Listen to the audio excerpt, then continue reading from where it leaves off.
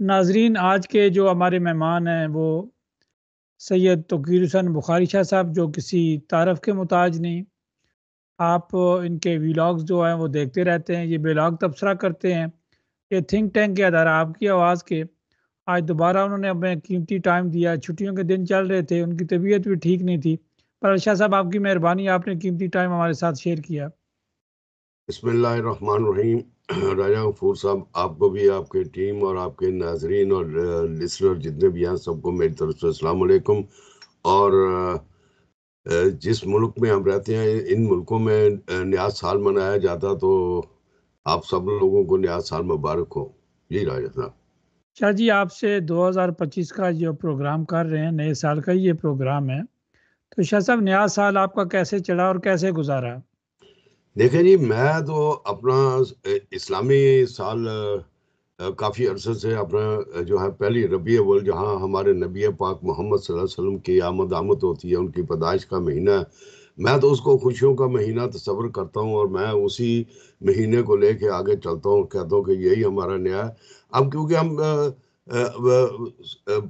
55-60 साल से यूरोप में रह रहे हैं, तो फिर यूरोप का जो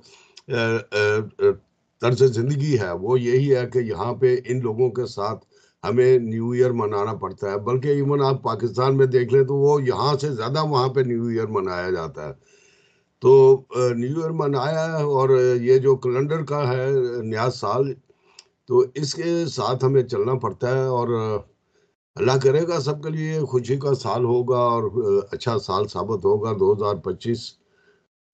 24 में तो बहुत ज़्यादा चीज़ें हुई, बहुत ज़्यादा दोस्त अहबाब हमने मिस किए, चले गए इस दुनिया से, हमारा साथ छोड़ गए, उनकी यादें पीछे रह गई। उसके अलावा जो जंगें हुई हैं, जंगों में जो हमारे हज़ारों के हिसाब से मुसलमान भाई और दूसरे लोग जो दुनिया से गए हैं, तो दुख तो हर इंसान का, ख्वाह किसी भी मज़हब से हो, दुख तो होता है।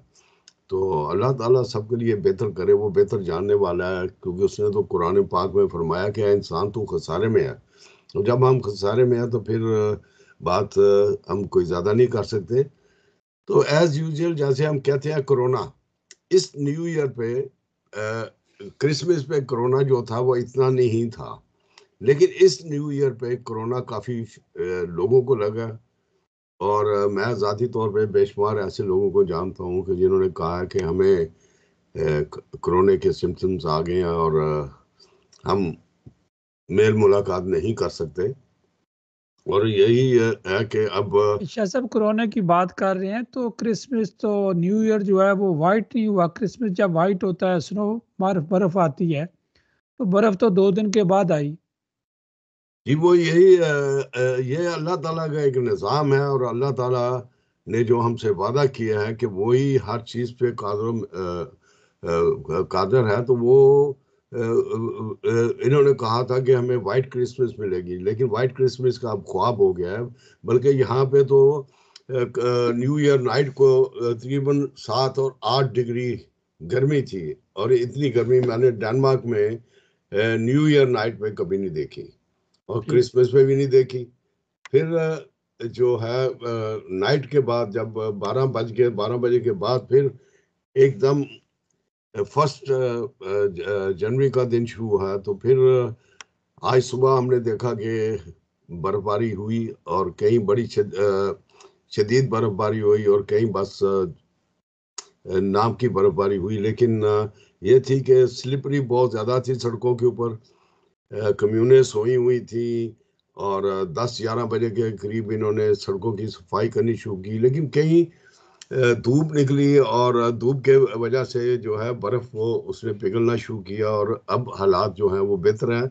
लेकिन मौसम जो है वो गर्म सर्द हो रहा है, इससे राजा साहब लोग बहुत ज़्यादा जो है वो शाह साहब, गले की जब बीमारी। न्यू ईयर था तो जूं ही 12 बजे के घड़ियाल बजे, तो हर टाउन हॉल के सामने, पूरे डेनमार्क में जितने भी टाउन हॉल हैं, मैं स्पेशली बात करूँगा फ्रेड्सबर्ग की, कोपेनहेगन की, जो नज़दीक तरीन है हमारे, जितने भी टाउन हॉल्स थे, वहाँ जो है वो टाउन हॉल भरे हुए थे, आतिशबाजी हो रही थी, लाइट्स लगी हुई थी।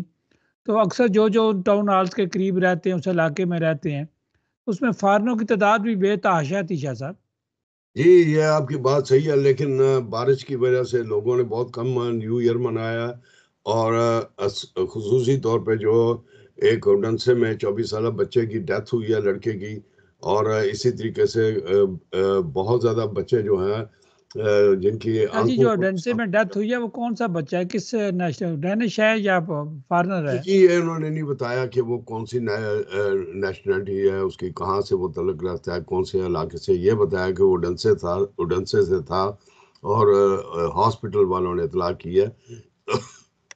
बाकी मसला ये है कि अब अवाम जो है वो 68% से जायद हो गई है, जो कि ये कहते हैं कि ये जो न्यू ईयर पे जो फ्लू वैक्ट्री है इसको बंद करना चाहिए, क्योंकि ये बहुत ज़्यादा ख़तरनाक है। इस दफ़ा भी 22 से ज़्यादा बच्चों के आंखों को नुकसान पहुंचा है। और एक 5 साल बच्चा तो बहुत ज़्यादा शदीद ज़ख्मी है, और अल्लाह ताला उसको ज़िंदगी अता फरमाए। तो ये चीज़ें अब कौम सोचना शुरू हो गई है कि हम लोग फजूल से पैसा खर्च करते हैं, और फिर आपको पता नहीं लगता कि किस तरफ से कोई जो है आकर तो एकदम आपको हिट करती है। ये जो फ्री बैक्टीरिया, ये कहीं से भी आपको वो आपके ऊपर आग का गोला आके गिरता है, आपके पास पड़ता है और आपको नुकसान पहुंचाता है, गाड़ियों को नुकसान पहुंचाता है, अमलाक को नुकसान पहुंचाता है। तो इसको अब ये सीरियसली ये इन लोगों ने डिमांड किया है कि आगे डिमांड होती थी लेकिन अंडर 50 होती थी, अब जो है वो 68% हो गई है। और मेरा ख्याल में कि अब ये कानून बन जाएगा। वैसे भी उन्होंने ये कानून बनाया हुआ है कि अगर आम दिनों में कोई ये आतिशबाजी करता है तो उसको 2500 करोड़ से ऊपर ऊपर जुर्माना है। लेकिन हमारे लोग फिर भी शादी ब्याहों पे करते हैं, शादी ब्याह को हो, लेकिन शाह अब साहब, उसको जब भी पाबंद। अक्सरियत, चूंकि ये जमहूरी मुल्क है, तो जब अक्सरियत बात करना शुरू कर देती है तो फिर कानून बन जाते हैं। जी शाह बिल्कुल। साहब, आते हैं आप ऊपर की तरफ, चूंकि आपकी काफ़ी इस पे अफवाहें हैं, काफ़ी तजुर्बा रखते हैं, फोन मैन आप रहे, तो ऊपर की बड़ी बातें करते थे आप, हमेशा ऊपर की बात करते थे, ये हो जाएगा, ये हो जाएगा। तो बड़े बड़े लोग कहते थे ये नहीं हो सकता। शाह साहब, आप वैसे बात कर रहे हैं, लेकिन शाह साहब जरा हमें बताएं ये तफसील। ये अब हमने जब बात की थी तो लोग कहते थे कि शाह साहब को ना डैनिश की समझ है, ना शाह साहब को डैनिश कानून की समझ है।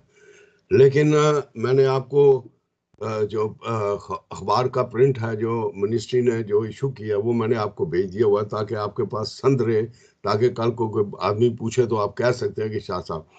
ये कानून जो था 2024 जनवरी में बना था। और 1 जुलाई 2024 में इसको इजाज़त मिल गई थी। और आपको याद होगा कि हमने उस वक़्त काफ़ी टैक्सी के कुलीगों से ये पूछा था कि क्या उबर डेनमार्क में आ गया, तो वो कहते हैं जी नहीं नहीं, ये तो बात ही नहीं है, ये ऑन द रिकॉर्ड है आपके पास सारा। हम उनको क्रिटिसाइज नहीं करते, लेकिन ऑन रिकॉर्ड है। और फिर अब क्या हुआ? अब उन्हीं कंपनीज ने बकायदा ऐप जो है वो अपने सिस्टम में डाल दिया है। अब आप डेनमार्क की किसी भी टैक्सी को टेलीफोन करते हैं, कोई भी सेल्स के है, वो फियरगांग फिमथल हो, वो वीगो हो, वो फियरगांग स्यूट हो, कोई भी डेन टैक्सी, कोई भी ड्राइवर, कोई भी ऐसी सेल्स के जिसका मैं नाम ना भी याद हो, उसको टेलीफोन करेंगे तो उबर का आपको टूर मिलेगा। वो उबर की प्राइस पे आपको ड्राइव करेंगे। लेकिन इसके अलावा 11 कम्यूने ऐसी हैं, छोटी छोटी कम्यूने, जिनको इजाजत मिल गई थी 1 जुलाई 2024 में कि आप कहीं जा रहे हैं तो आप अपने हमसाय को पैसा लेके ड्राइव कर सकते हैं। यानी कि प्राइवेट गाड़ी के अंदर, जिसके अंदर कोई टैक्सी मीटर नहीं लगा हुआ, कुछ नहीं लगा हुआ, तो आप उसको ड्राइव कर सकते हैं। आप उससे उसका पैसा, ये 60s और 70s में ऐसा जर्मनी में होता था कि आप स्टेशन के ऊपर चले जाएं, जर्मन के किसी स्टेशन पे चले जाएं, वहां पे ऑफिसेज होते थे। एक अगर मैं म्यूनिख से मैं जाना चाहता हूँ हैम्बर्ग, तो मैं वहां जाके क्या देता हूँ, तो वो कहेंगे जी ठीक है, एक आदमी जा रहा है, कल इतने बजे जा रहा है, तो उसको एक आदमी की जरूरत है साथ जाने की, तो वो आपसे 50 मार्क या 100 मार्क आपसे चार्ज ले लेगा, तो आपको वो हैम्बर्ग में उतार देगा। तो आपको उसी तरीके की सड़क हो, यानी कि आपको सस्ता पड़ता था। उसको ये फायदा हो जाता था कि उसको 50 या 100 या शाह साहब 70। अब उबर का क्या फायदा होगा? उबर का ये फायदा हो गया है कि जिन लोगों ने उबर की मुखालफत की थी, अब उन लोगों को ये सोचना पड़ेगा कि इस मुल्क में कोई दानिश सियासत को समझता है। आज मैं बोलूंगा क्योंकि मैं उनको ये बताना चाहता हूँ कि जो समझते हैं ना कि हम बहुत पढ़े लिखे हैं, उनको ये भी पता होना चाहिए कि शाह साहब जब बोलते हैं तो फिर सच बोलते हैं। मैंने इनको उस वक्त कहा था कि भाई आप मुखालफत ना करें, ये अमीरों की कंपनी है, ये वापस आ जाएगी, और इसने आना है। फिर इन्होंने कानून बदला।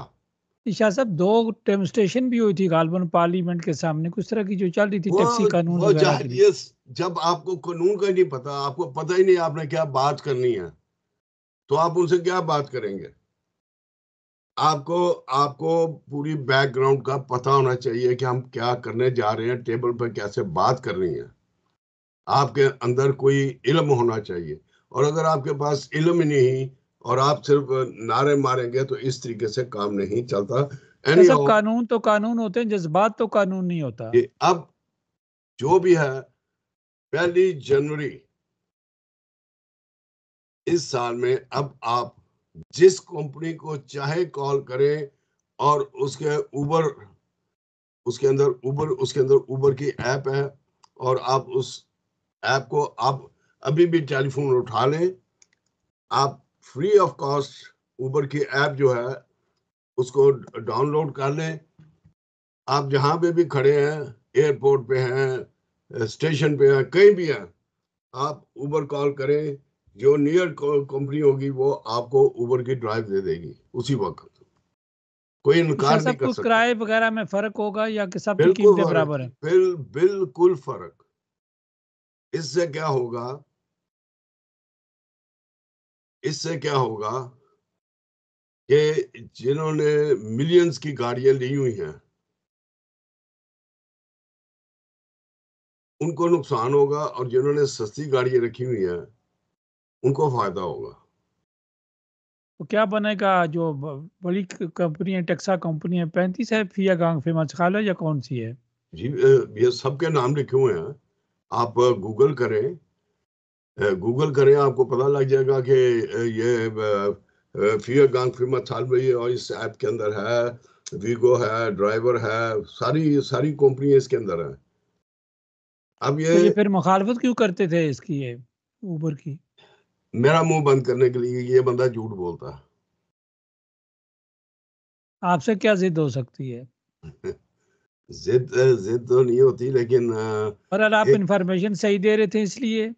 एक है जी, जब एक डायरेक्टर जो है, जब उबर का डायरेक्टर चला गया मिनिस्ट्री के अंदर, ट्रैफिक मिनिस्ट्री के अंदर, और उसको डायरेक्टर बना दिया गया ट्रैफिक चिरचून जी। का, और वो इंचार्ज बन गया बसों, ट्रकों का और टैक्सियों का, तो उसने क्या कानून बनाया? उसने वही कानून बनाया कि जो कंपनी है, सेल्सकेप्स हैं, अब बोले कोई कोपनहाउन टाक्सा में, बोले कोई फियागांग CO2 में, बोले कोई डन टैक्सी में, बोले कि कोई किसी और सेल्सकेप में, कि हमें ये टूर मंजूर नहीं, या हम ये नहीं करते, वो नहीं करते। क्यों? कि सारे जो आप मुतायत हो गए हैं, आप उनके नीचे वर्क कर रहे हैं। आपके पास एक चिल्लैल से है, आपके पास एक इजाजतनामा है, जैसे आपने उबर में इजाजतनामा लेके चलते थे। अब सारी टैक्सियां जो हैं वो उर्फे आम में उबर टैक्सीज हैं। अच्छा, उर्फ़े आम है उबर टैक्सी। चलिए शाह साहब आते हैं क्लोज़र की तरफ। शाह साहब ये तो आपने भरने की न्यूज़ दी। बहरहाल आप पर ये खबर बनती थी चूँकि आप पर इसने बहुत आपने बहुत बात की इस पर।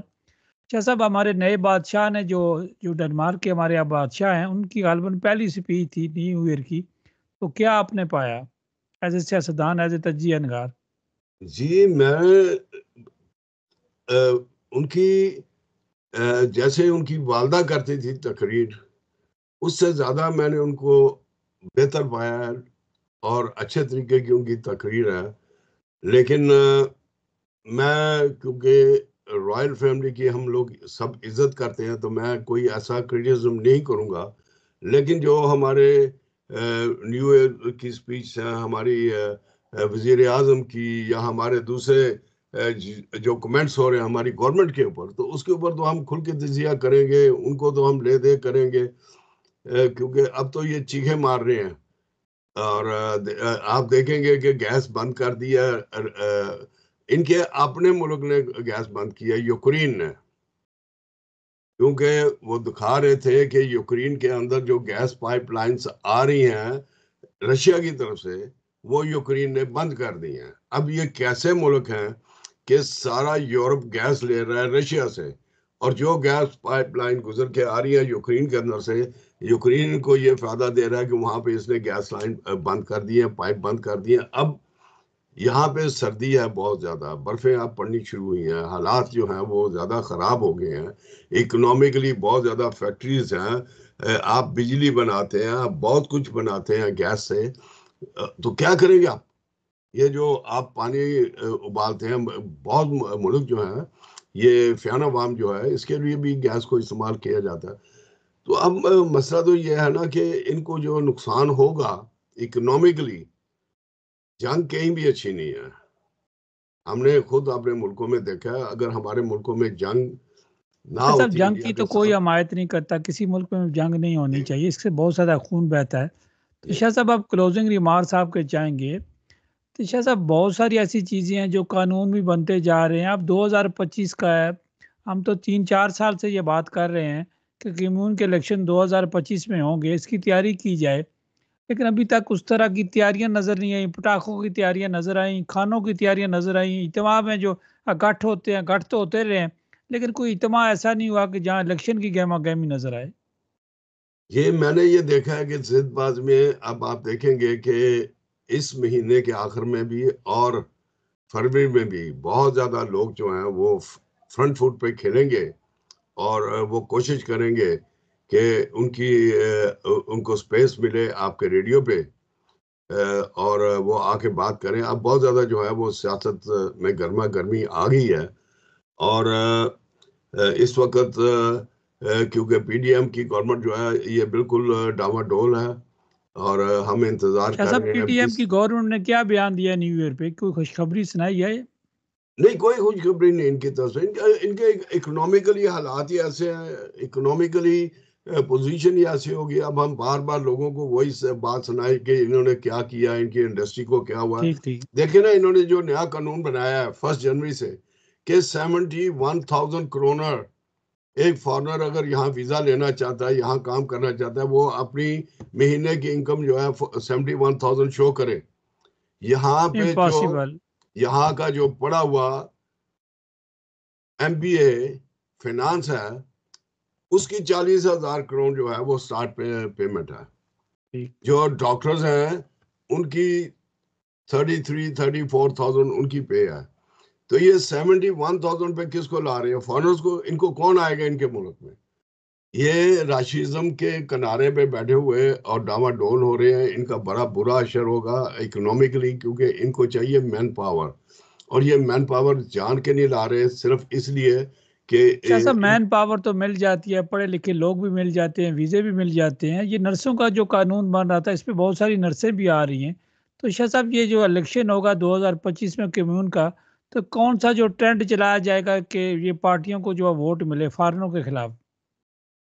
देखें जी, इसमें तो मुझे लगता है कि ये दो दो इशू लेंगे। एक लेंगे मुसलमानों का, इनको हेडलाइट करेंगे, और दूसरी चीज ये है कि ये शाह जो साहब, पूरा। मुसलमान भी तो इसी मुल्क का हिस्सा है जो रहते हैं इधर। जी, मुसलमान भी तो इसी मुल्क में रहते हैं, इनका जी, हिस्सा है, बिल्कुल गवर्नमेंट के नीचे बिल्कुल आते रहते हैं, हैं, गवर्नमेंट के लेकिन कानून के नीचे आते हैं। हमें हमें वो इत्तेफाक नहीं है ना जो पहले हमें होता था। वो इत्तेफाक की कमी है, इसलिए इनको पता लग गया कि ये अब उंगलियां ऐसे खुली हुई है, ऐसे नहीं है। जिस वक्त हम ऐसे थे तो ये हमारे साथ चलते थे, हम इनके साथ चलते थे। अब यहाँ पे जो सबसे बड़ा मसला ये है वो ये है कि इन्होंने इस मुल्क के अंदर जो बूढ़ों के साथ अभी ये पेंशनरों के साथ सख्ती की है और जो कम्यूनों को इन्होंने इख्तियार दिए हैं। शाह साहब, आप पेंशन का जिक्र करते थे, तो पहली तारीख को कौन सा चेक आया है? जी, पहले को तो सिर्फ आपको नॉर्मल पेंशन मिली है। ये आपको जो मिलता है ना ग्रोने चेक, ये जो बाज को 10,000 का मिलता है, बाज को 15,000 का, बाज को 20,000 का, 18,000, मुख्तलिफ लोगों की अपनी इनकम के हिसाब से है पेंशनर्स को। तो उसके अंदर टैक्स देके तो वो काट के तो आपको चेक भेज देते हैं। हालांकि ये ऐसा नहीं होना चाहिए। इसको होना चाहिए कि ये फ्री ऑफ टैक्स होना चाहिए। ये एक बूढ़े की खिदमत, उस खिदमात का होना चाहिए जो उसने इस मुल्क के लिए किए हैं, ताकि वो कोई आसानी से अपने कपड़े, कोई अपने दवाई है, कोई हर चीज़ जो उसकी ख्वाहिशात है या वो फेर है तो वो कर सके। लेकिन इन्होंने हर चीज़ पे टैक्स लगाया, हर चीज़ को ये टैक्स की नज़र से देखते हैं। नंबर 3 पे इनके पास अब ऐसी पार्टी कोई नज़र में नहीं जो पार्टी जो एकदम ये कह सके कि मैं इस दफ़ा विनिंग मैंडेट लूंगा। आपको पता है कि 29% शाह साहब, आप तो अब फ्री ग्रोने के स्पोक्समैन भी हैं, तो फ्री ग्रोने कहाँ खड़ी होगी? जी, फियर ग्रोने इंशाल्लाह आप देखेंगे कि आपके ही रेडियो के प्लेटफॉर्म पे, आपके ही इसी स्काइप के प्लेटफॉर्म पे फियर ग्रोने जनवरी के एंड तक अगर अपने हालात को ठीक ठाक करके कमर, इस वक्त जो मेरी लास्ट मीटिंग अभी न्यू ईयर से एक दिन पहले हुई है वो बड़ी कामयाब हुई है और इंशाल्लाह ताला ये अब दोबारा भी होने वाली है 1-2 दिन के अंदर। तो ये बड़ी कामयाब है और बड़े अच्छे तरीके से जा रही है। और मैं आपको ये एक खबर देता जाऊं कि इसके अंदर सिर्फ डैनिश ही नहीं, पाकिस्तानी नहीं, बल्कि जो दूर दराज हमारे शायर हैं वहां से काफी फॉरनर्स जो हैं, पढ़े लिखे फॉरनर्स, वो भी इंटरेस्ट ले रहे हैं। और मेरे साथ काफी लोगों ने बात की है कि आप हमें जो है वो प्लेटफॉर्म पे लाएं। तो ये एक मुनज़्ज़म डैनिश, ये पाकिस्तानी नहीं है, ये फॉरनर नहीं है, ये एक डैनिश तंजीम है जो सिर्फ और सिर्फ डेनमार्क के हालात को मद्देनजर रखते हुए इसके अंदर जो इस वक्त प्रॉब्लम्स चल रही हैं उसको हमने हाईलाइट्स करना है कि हम अपने बूढ़ों के साथ झूठ क्या करते हैं। तो शाह साहब, अपना आइन सामने जब आएगा, इनके कानून में क्या ये इनका आइन का, तो उसके मुताबिक ही तो फिर चीज़ें चलती हैं। जी जी बिल्कुल, वो आइन बड़ा मजबूत और बड़े अच्छे से मंशूर जो बन रहा है, बड़ा अच्छे तरीके का। और इंशाल्लाह ताला इसी पर शाह आपके साहब, सोशल डेमोक्रेट की जो व्लाडमिर की सीट है, जो वो भी खतरे में है, तो लेकिन इतनी आसानी से वो सीट जाने तो नहीं देंगे। इधर फ्री ग्रोने को अगर सीट्स मिलती हैं तो इनकी पोजीशन बड़ी मजबूत होगी, या किसी दूसरी इंस्टीट्यूशन की पोजीशन मजबूत हो रही है, एसएफ की मजबूत हो रही है। तो अगर यहाँ से अब सीटें निकलती हैं तो रोल जो है वो की रोल बन जाएगा। नहीं, देखिए आपने समाबाइट करना होता है किसी ना किसी ग्रुप के साथ जब आप जी जी। सियासत में होते हैं। पार्टीज को ऐसे छोड़ा नहीं जाता है। एक ग्रुप के साथ आप मिल के तो पार्टीज के साथ तो आप आगे आते हैं प्लेटफॉर्म पे। तो इंशाल्लाह ताला हम ये देखेंगे कि जिन पार्टी के साथ ये काम हुआ तो क्या वो, ये जो फॉरनर्स की प्रॉब्लम है ये फॉरनर्स की प्रॉब्लम नहीं है, ये उन एक्सीडेंट्सों की भी प्रॉब्लम है जिनका लेन देन फॉरनर के साथ है या राइट। जिन्होंने फॉरनर्स के साथ शादियां की हुई हैं। और वो हजारों में नहीं है, वो लाखों में है। आप देखिए किसी तो ने शाह साहब, साइंस ये से किया मसला हल होना चाहिए फैमिली रीयूनिफिकेशन का, ताकि कानून पे हो, लोग कोई किसी की हेरा फेरी की बात ना हो, कोई क्रिमिनलिटी ना हो, सारे अपने अपने इनके कानून के दायरे के अंदर आ जाए, इनके वीज़े मिल जाए, ये काम करें, ये बाकी चीज़ों से अलग हो जाए। तो शाह साहब, हुकूमत वक्त को जो है फैसला करना चाहिए कि जो 10 साल हो गए हैं, जिनको 5 साल हो गए हैं, बल्कि 5 साल के बाद परमानेंट ऑटोमेटिकली वीज़ा देना चाहिए, 10 साल के बाद डैनिश शहरियत देनी चाहिए, जो बच्चा बाई बर्थ हो उसे डैनिश शहरियत देनी चाहिए। शाह साहब, ये तो सियासतदानों ने करना है, या आप जैसे लोगों ने जो है करना है। देखिए जी, मैं आपको एक बात बताऊं, यूरोप में ये वाहिद मुल्क है डेनमार्क जो बंदे को सजा दे के उसको रिपोर्ट कर देता है। ना जर्मन में ऐसा है, ना इंग्लैंड में ऐसा, कहीं भी नहीं है। ये बहुत सख्ती करते हैं और इनको चाहिए कि, और सबसे बड़ी जो सख्ती है इनकी वो ये है कि आप सेकंड सिटीजन से भी नहीं बल्कि थर्ड सिटीजन हैं इस मुल्क के, जो आपकी नेशनैलिटी जो है ये किसी बहाने में भी छीन सकते हैं। नंबर 2 पे जो इन्होंने 1 जनवरी जो गुजर गया कल का दिन, इन्होंने जो कानून बनाया है कि अगर कोई 3 विटनेस मिलके आपके खिलाफ विटनेस कर देते हैं कि इसने हमें मारा या ये किया या थ्रेट्स दिए, तो आपको 1 या 2-3 महीने की सजा होती है, तो उसके साथ आपके विजिटिंग यानी इस मुल्क से आपको निकाला भी जा सकता है, और इसमें कोई दो राय नहीं है। तो ये जो चीजें हैं इसको रोकने के लिए हमें जो है वो ऐसी पॉलिसीज बनानी शुरू कर दी है, ऐसी राय आमा हमने हमवार करनी शुरू कर दी है कि लोग जो हैं वो एक प्लेटफॉर्म पे इकट्ठे हों और हम हुकूमत को बताएं और दुनिया को बताएं कि हमें ये जो हिटलर की औलाद जो अब नए सिरे से यूरोप में खड़ी हो रही है, और ये चाहते हैं कि जिन लोगों ने इस मुल्क में खून दिया है, काम किया है इस मुल्क के अंदर, अपना सारी जवानी इस मुल्क के अंदर दी है, तो उनको ये किस तरीके से मिसयूज कर जी, रहे हैं, किस तरीके से। बिल्कुल शाह साहब आपने और मज़ा फरमाया। शाह साहब हमारा टाइम हमें इजाज़त नहीं दे रहा, तो मैं आखिरी कमेंट्स आपके चाहूँगा। जी, मैं सब लोगों से ये रिक्वेस्ट करता हूँ, सब अपने पाकिस्तानी मुसलमान भाइयों से जो हमारी ज़बान समझते हैं, उनसे ये रिक्वेस्ट करता हूँ कि हमारी एक गलती सारे माशरे को, सारे लोगों को बदनाम करती है। जैसे आप देख लें कि अमेरिका में वहाँ का पैदाइशी सोल्जर था, तो उसने क्या काम किया, ये हमें ज़ेब नहीं देता। हमें फ्रीडम चाहिए, हम खुद जैसे अपने लिए मुहाफ़िज़ लेना चाहते हैं, तहफ़्फ़ुज़ लेना चाहते हैं, इसी तरीके से हमें दूसरों का भी मुहाफ़िज़ बनना चाहिए। हमारे दीन में ये है कि लोगों को, बूढ़े लोगों को, बच्चों को, जो घर से शॉपिंग करने के निकले हैं, उनको प्रोटेक्शन दी जाए, ना कि उनको मारा जाए। लिहाज़ा कोई भी ऐसी सोच रखने वाला आदमी हो तो उसको सीधा पुलिस के हवाले करें, ताकि बड़ी हम ज़बरदस्त अमन शाह से रह साहब सकें। आपने बात की, सबको कानून का एहतराम करना चाहिए, कानून के नीचे रहना चाहिए। कानून के नीचे रहेंगे, दैनिक सियासत में हिस्सा लेंगे तो शऊर आएगा। शाह साहब इंशाअल्लाह अगले प्रोग्राम के साथ फिर आपको तकलीफ देंगे। जी, अल्लाह हाफ़िज़ जी, अल्लाह